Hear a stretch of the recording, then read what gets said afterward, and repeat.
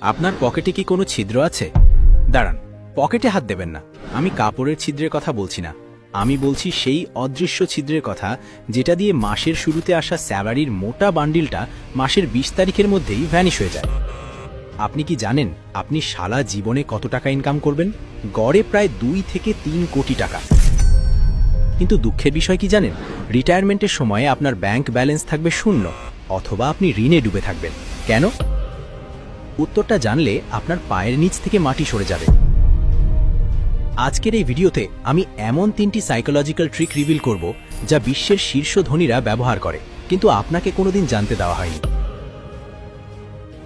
এবং ভিডিও শেষে এমন একটি সিক্রেট ফর্মুলা দেব, যা আপনার ১০ বছরের সেভিংস টার্গেট মাত্র ১ বছরে পূরণ করে দিতে পারে। যদি আপনি নিজের ভবিষ্যতের সাথে জুয়া খেলতে না চান, তবে ভিডিওটি শেষ পর্যন্ত দেখুন, কারণ আজকের এই ভিডিওটি আপনার জীবনের মোড় ঘুরিয়ে দিতে পারে। চলুন পরিচয় করিয়ে দিই আমাদের গল্পের নায়ক বল্টুর সাথে। বল্টু দেখতে আপনার বা আমার মতোই। বল্টু মাসে ৩০,০০০ টাকা বেতন পায়। মাসের ১ তারিখে যখন মোবাইলে টিং করে মেসেজ আসে, your salary has been credited, তখন বল্টুর হাঁটাচলা বদলে যায়। নিজেকে তখন তার ইলন মাস্কের ছোট ভাই মনে হয়। প্রথম সপ্তাহে বল্টু ভাবে, অনেক খেটেছি, আজ বন্ধুদের নিয়ে কাচ্চি না খেলেই নয়। দ্বিতীয় সপ্তাহে ভাবে, আরে ধারা যে সেল চলছে, এই জুতোটা কিনলে আমাকে হিরো লাগবে। তৃতীয় সপ্তাহে বল্টুর পকেটে টান, সে রিক্সা বাদ দিয়ে হাঁটা শুরু করে। আর চতুর্থ সপ্তাহে বল্টুর ডিনার হয় ৫ টাকার বিস্কুট আর পানি দিয়ে। বল্টু মনে মনে ভাবে, পরের মাস থেকে টাকা জমাবই। কিন্তু সেই পরের মাস আর আসে না। বল্টুর সমস্যা ইনকাম নয়, বল্টুর সমস্যা হলো পার্কিনসন্সের ল। এই অর্থনীতির নিয়ম বলে, আপনার ইনকাম যত বাড়বে, খরচও ঠিক ততটাই বাড়বে। যতক্ষণ না আপনি এই লুপটা ভাঙছেন, আপনি ১ লাখ টাকা বেতন পেলেও ফকিরই থাকবেন। আপনি কি বল্টুর সাথে রিলেট করতে পারছেন? গত মাসে এমন কোন ফালতু খরচটা করেছেন, যেটা না করলেও চলতো?